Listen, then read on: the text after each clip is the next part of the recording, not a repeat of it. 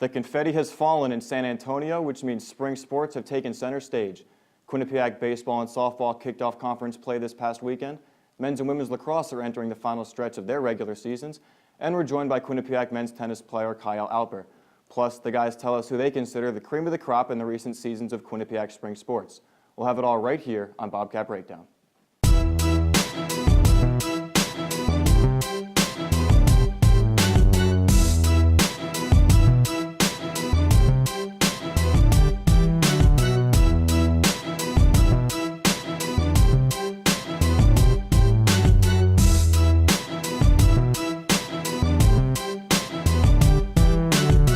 Ladies and gentlemen, welcome inside Studio 125. This is Bobcat Breakdown. I'm your host, Will Fowler. I'm joined by Kyle Levasseur and Drew Feinberg. And guys, what's going on?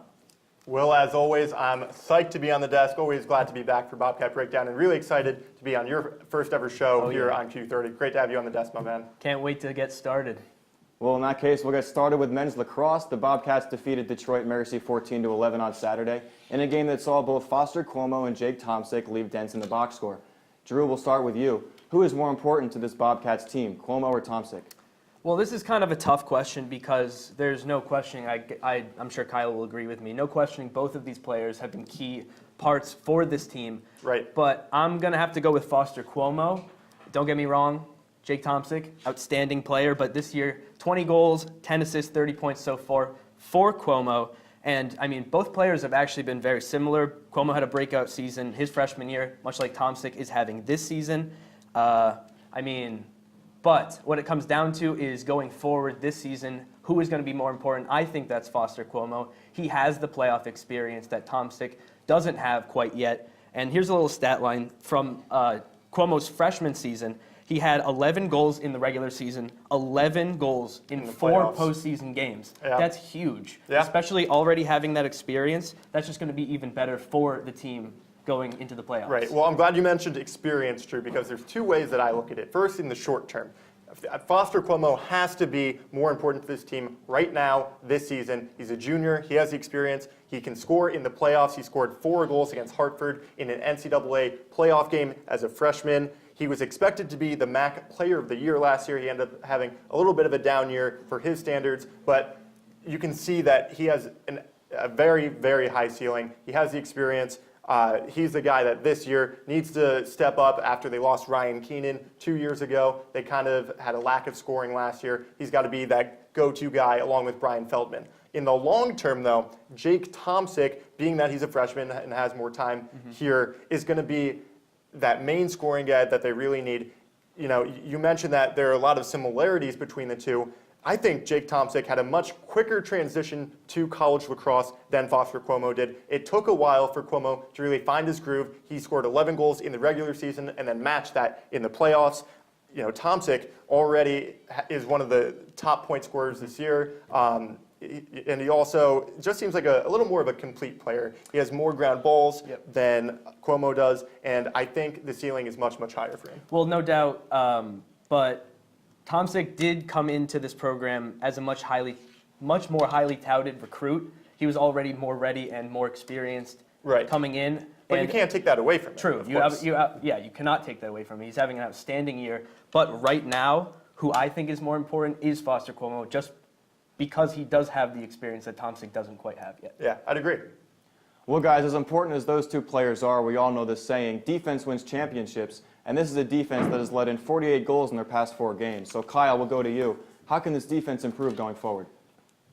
Well, again, there's 2 things, Will. First, they have to have less penalties. They are the worst in the MAC in penalties. They let just under 6 penalties a game. If you're a man down for that long during a game, the other team is bound to score at least a couple goals on the man up. And then also they have to have less turnovers. They're second worst in the MAC. Only Detroit Mercy is having more turnovers per game. They're just turning it over about 13 times per game. And then from there, the other teams are really getting really close to the crease. And when you have a new goalie that isn't as experienced as a guy like Jack Brust, who took this team to the playoffs just a couple of years ago, it's going to cause some problems for them. So they got to just play a much cleaner game. Well, you said it towards the end, and I got to agree. One thing that has impacted this is the exit of Jack Brust, the great goaltender for Quinnipiac for so many years. It really comes down to the defense maintaining its shape. They played great defense originally, but aren't maintaining the second slide to pick up the extra attacker. So when the defense is rotating around, one person isn't picking up the extra attacker, leaving him open, exposing the goal, which obviously is leading to these goals. But it really comes down to the goaltending. Joe Zukowskis has played in 7 games, Carson Coco in 4. And before this, Jack Brust played in just about every game for Quinnipiac. So it really comes down to the communication. It's also tough when you have new goalies coming in there, different play styles and everything. It comes down to communication with the defense of switching. They have to maintain possession. There's many different things. But communication and the switching of goaltenders, I think, is something that has really impacted their defense. Guys, alongside Tomczyk and Cuomo is junior Mike Fletcher. Fletcher's emerged as a key contributor this season after moving into a starting role. He's tied with Tomczyk as the second leading goal scorer and is on pace for 35 points this season. So, Drew, just how important is the emergence of Fletcher to this team? Oh, I think it's extremely important. I think this just goes to show that if you're given an opportunity, you should make the most out of this opportunity, and he is absolutely doing that. I think this situation mirrors a little bit of Cam Young's situation on the men's basketball team. He wasn't really given a chance for a few years, and then when he was given a chance, he absolutely made the most out of that opportunity. And, I mean, Fletcher saw limited time for 2 years here. He's a junior now, but he never gave up. In the last 2 years, he had 4 total points, 3 goals, 1 assist. In just this year, he has 16 goals, 9 assists. That ranks him 3rd on the team in points and is tied for 3rd on the team in goals and assists. I mean, I just think the emergence of him has been extremely important for a team who lacked offense last year. Drew, the most important thing that this team needed going into this year was more depth. And that is exactly what Mike Fletcher is bringing. I know there are maybe some concerns with their defense. This is much, much more important that they have another layer of goal scoring. They were missing that last year when they lost Ryan Keenan, one of the best scorers this program has ever seen. You know, people thought they only had Brian Feldman, maybe Foster Cuomo if he would bounce back from last year. And now Mike Fletcher is doing an excellent job as not even as a another goal scorer, but he could be one of the best goal scorers, I think, in the conference if he was on another team. He's doing an excellent job, and I think he's going to really help this offense do really well in the rest of conference play. He really goes to show how much this offense has already improved in just 1 year, with Jake Tomczyk and Fletcher really improving, and Jake Tomczyk coming in and doing what he should have been doing. It's like with women's basketball. It's not just one star player. You need a bunch of different people that can get it done throughout an entire season, because your best players are going to have off games, so you need guys like Fletcher to step up when they need to. No doubt. Well, guys, as the lacrosse team approaches the end of their conference play, one team on Quinnipiac's campus is just getting started. The men's tennis team has found their groove as of late, and after losing 4 straight, they bounced back to record a big conference win against Niagara, followed by a win against Fordham on Sunday. The Bobcats are currently undefeated at home, so Kyle, will they finish the season that way? Will, I might sound crazy because they've been so great over the last few years, but no, I don't think they will finish undefeated. They were 5-2 in MAC play last year, and the question, will they be undefeated at home for the rest of the year? They only have 2 more home matches, but they're against 2 of the top teams in the conference, again in Marist and Monmouth. Those are the only 2 teams that beat Quinnipiac last year. They're also having very good seasons. Plus, they lost Kay Azaka this year, who is the program leader in career wins. That's going to take away from them as conference play continues, especially against those elite programs like Monmouth and Marist. So, no, I don't think they go undefeated. I have to agree with just about every point you have there, especially the one with you're talking about the exit of Kay Azaka, such a vital piece for this team. And, I mean, Julian Rosenstein has been obviously key for this team, but going forward, I don't see this team staying undefeated at home. Well, let's go over to our own Tom Krosnowski. He's out in the Piazza with one of the key contributors for the men's tennis team. Kyle Alper. Tom, take it away. Thanks, guys. I'm joined here in the Piazza by men's tennis captain Kyle Alper. Kyle, nice to have you aboard here tonight. Thanks for having me. Excited. And let's get right to it. So you guys have won a couple of games recently in a row, and you're still undefeated in the MAC. So with exclusively conference games left almost, how far can this team go? I think that the potential is to win the conference. You know, that's our goal every year, and with our undefeated play in the MAC right now, with a lot of tough matches coming up, we've had tougher matches behind us, and we know the level that we need to play to win this conference. So when every player is young growing up, we all have a favorite player, some sort of idol. So who inspired your game? Oh, definitely the greatest player of all time, Roger Federer. You know, Why is that? Has he still influenced your game today? He still influences my game today by being just a creator of new parts of the game. He's a huge advocate of charity work as well, and he knows that it's bigger than just tennis, and he has a huge impact on the people, not only from a tennis standpoint, but from a humanity standpoint as well. Yeah, excellent role model for young players. So here at Quinnipiac, you play a lot of both singles and doubles. Which one do you prefer and why? It's a tough question to answer. However, I'd say that the doubles for sure. Doubles, you have the opportunity to work alongside people on your team that you don't always get the chance to play with, and you get to create new ideas and new ways to beat the team on the opposing side of the net. Yeah, so when you are playing doubles, what do you look for in a potential partner? You try to find someone that combats your skill set. You know, so for me, I'm a starter player that's going to make a lot of balls and get back tough balls and use my athleticism to get balls in play. And I might need to be with someone that might give me a few more free points. You know, might be hitting the ball a little bigger. That kind of complements my sort of game. And that's what has made our double successful in the previous years and this year as well. Yeah, so as a senior captain, you've certainly seen a lot over your years here. Tell me real quick, though, what's your favorite memory about your time at Quinnipiac?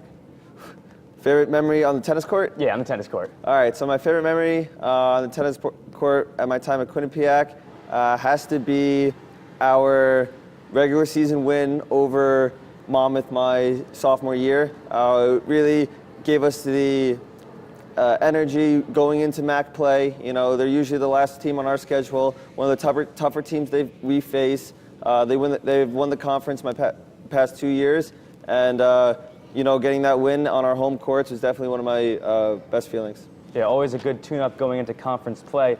Kyle Alper may be a graduating senior, but you know his legacy among recent years, one of the best players Quinnipiac men's tennis has had. Thank you very much, Kyle. Let's go back to you guys on the desk. Thank you. Well, thanks for joining us, Kyle, and good stuff as always, Tom.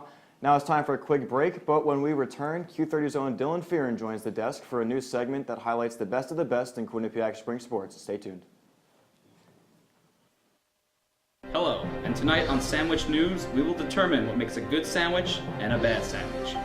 First, the standard sandwich. Uninspired, and frankly, a little gross.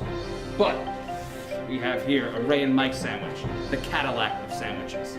And if you want one, well, come on down to Ray and Mike's at 3030 Whitney Ave, Hamden, Connecticut. Open every day from 6 a.m. to 10 p.m. QCash is accepted. now that's a sandwich. This is Sports Pause. Are you concerned with the 0-2 start for this team? Right here, top of the circle, again, rips it past the Jasper's goalie. What will breaking the record mean for the program himself? I mean, 138 wins. There's the tough shot. What a nice play by Mikey Dixon. He's good in transition. Just a really dynamic scorer he can create for himself. And now, Emma, it's time for the top 5 plays of the week. Coming up on #that, we talk about some fun events around Quinnipiac's campus. And we talk about some weird news that's been discussed around Twitter. All that and more, we are your source for Quinnipiac's entertainment news.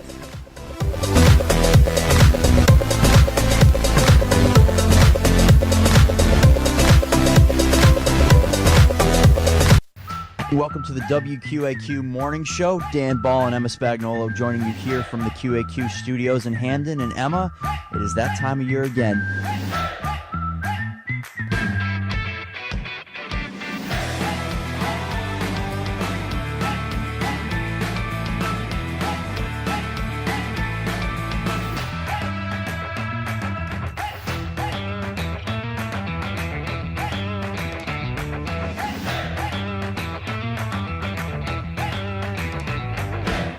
Welcome back inside Studio 125. This is Bobcat Breakdown.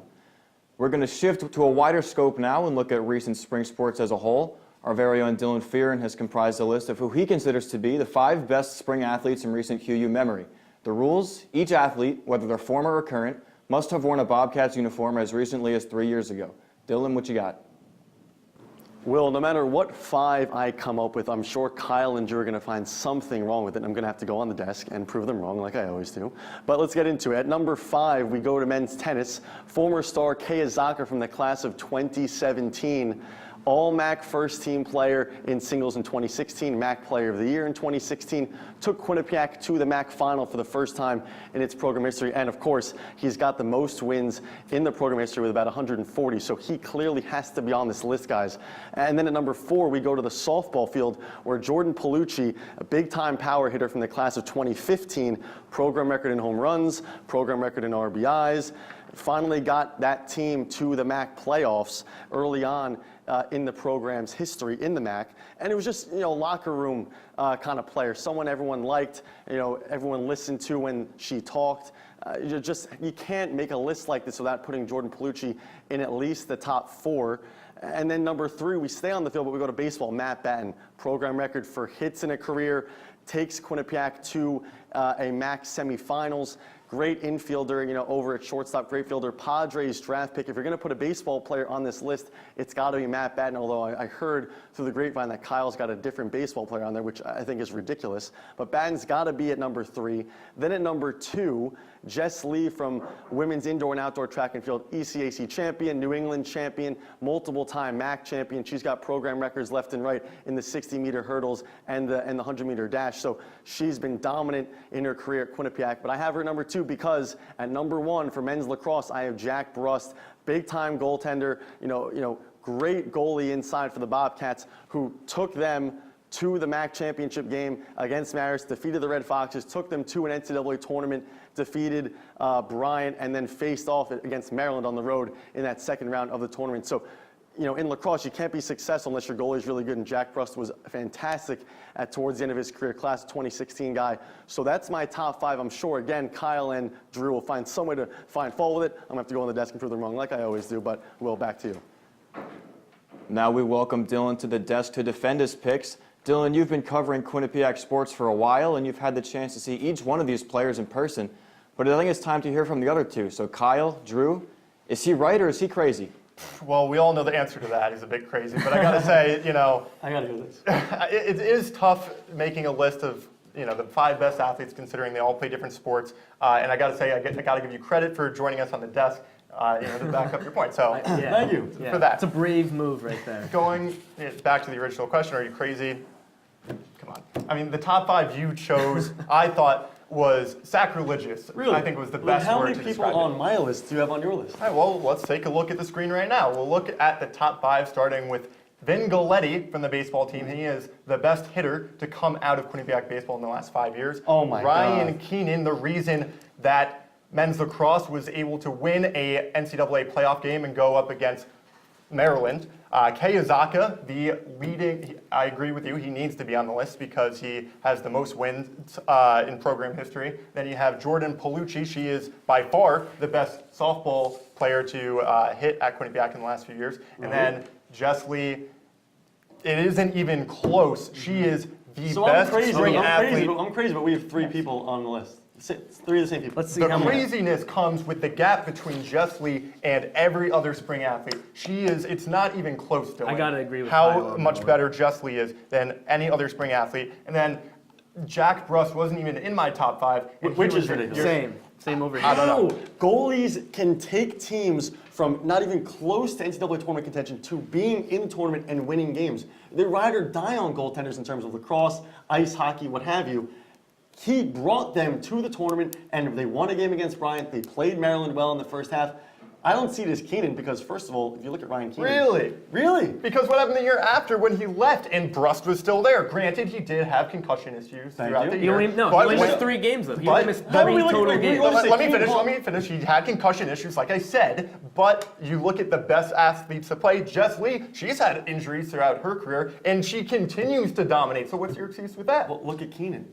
I mean, he's supposed to score goals, right? And he wasn't even first on the team in goals his senior year. Wasn't even He first led on in the team. points. Wasn't even first on the team in points his junior year. So we're talking about someone that's supposed to be scoring goals, wasn't even the best at scoring goals while at Quinnipiac, but you want to put him in the top 5 of spring sports. So you want to put Jack Brust as the best athlete? He wasn't even the best goaltender in the tournament. He wasn't the best goaltender in the conference. Yes, he was. Yes, he was. Yes, he was. He was never an all-MAC first-team selection, Dylan.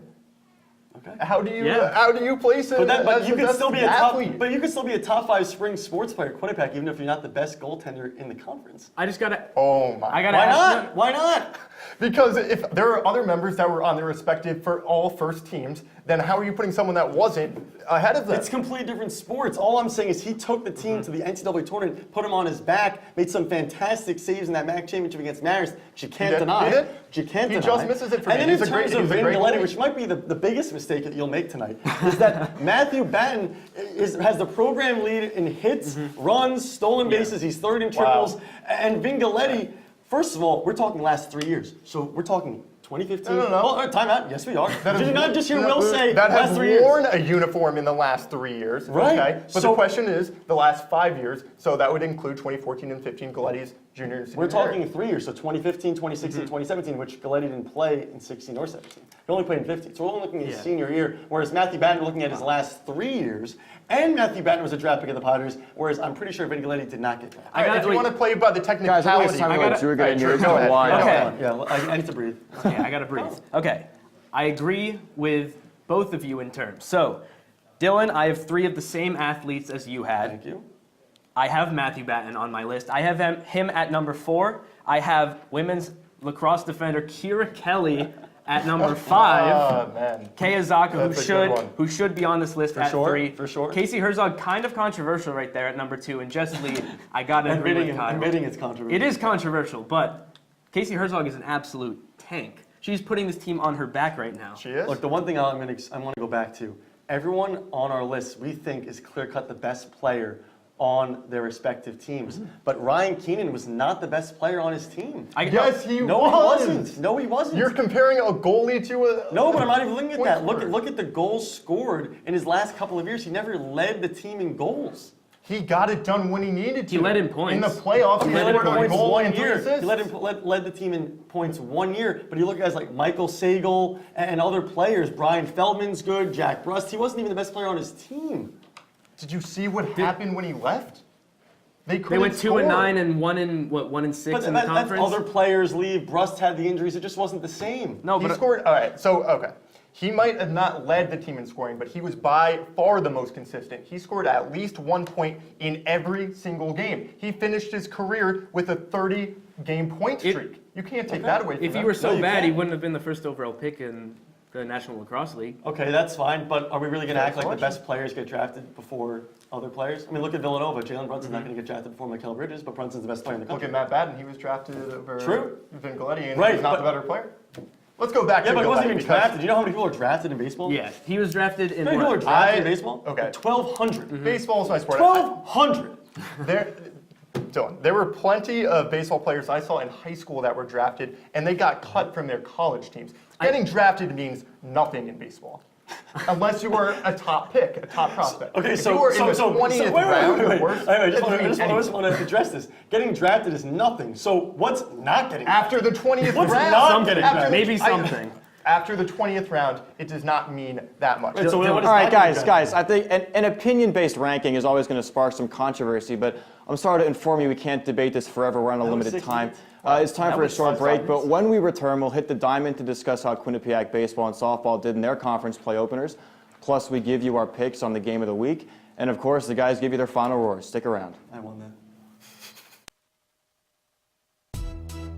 Bobcat Breakdown, presented by the Quinnipiac Bobcat Sports Network. We are your source for debate. Did they make the playoffs last year, Tom Jenkins? When it clicks, it clicks. We dissect Quinnipiac athletics on a scale you've never seen before. With Tobia, it almost looks like she's reaching a little bit. Plus, we bring in the biggest names surrounding college sports. We are live here at the Times Union Center with Jay Billis. And of course, some comedy. But you can only have so much arena food. I think you're crazy. Bobcat Breakdown, Tuesdays at 9:30. Coming up on #that, we talk about some fun events around Quinnipiac's campus. And we talk about some weird news that's been discussed around Twitter. All that and more, we are your source for Quinnipiac's entertainment news.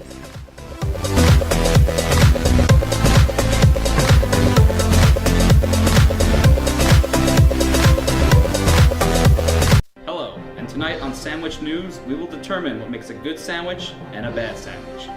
First, the standard sandwich. Uninspired, and frankly, a little gross. But we have here a Ray and Mike sandwich, the Cadillac of sandwiches. And if you want one, well, come on down to Ray and Mike's at 3030 Whitney Ave, Hamden, Connecticut. Open every day from 6 a.m. to 10 p.m. Qcash is accepted. now that's a sandwich.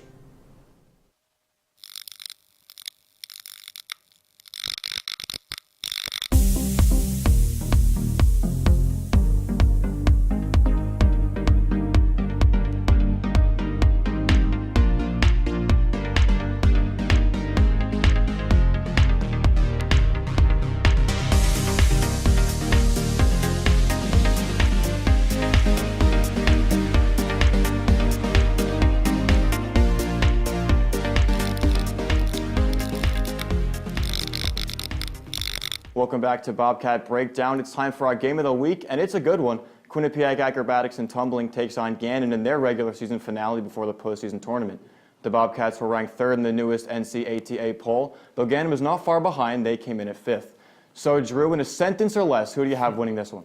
Quinnipiac, no question about it. They've never lost to Gannon before. They're at home. No way Quinnipiac does not pull off the victory in this one. Gannon has got it, in my opinion, and they're having their best season ever. Like you said, they've never beaten Quinnipiac, so they're due for a win, and they're looking for revenge.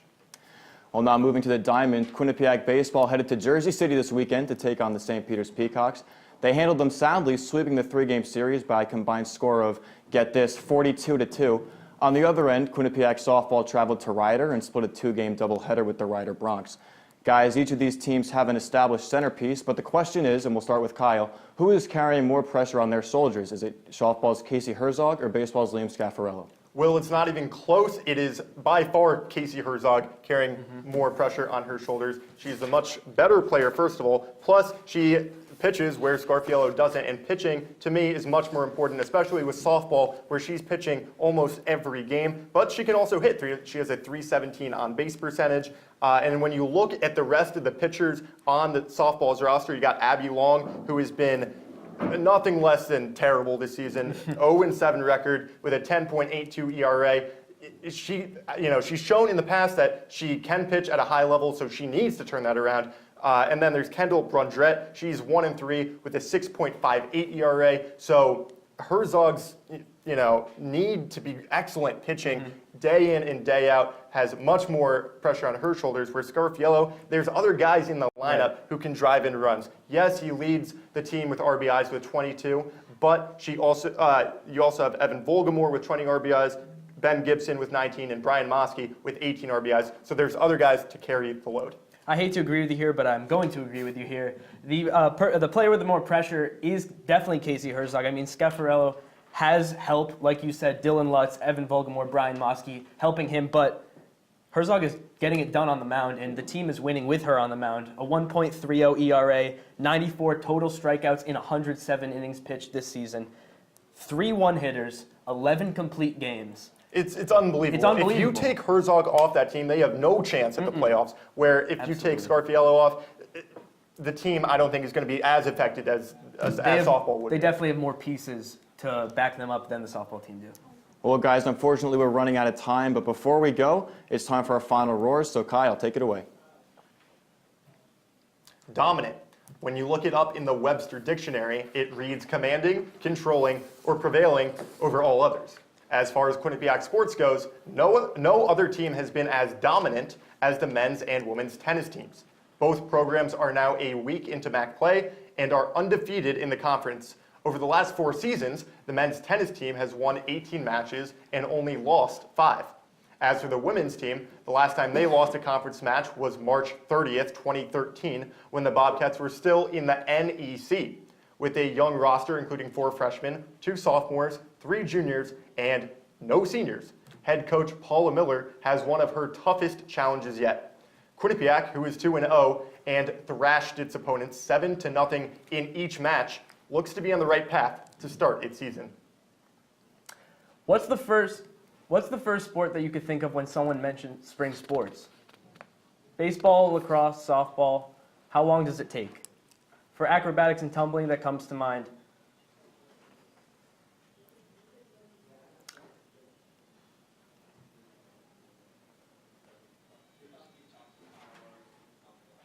Well, Casey Herzog has been absolutely getting it done for this team on the mound. She has been carrying this team on her back with little to no help. Offensively, defensively, Casey Herzog has been getting it done, 11 complete games. She's the go-to on the mound. She is the go-to on the mound and is no doubt carrying this team on her back.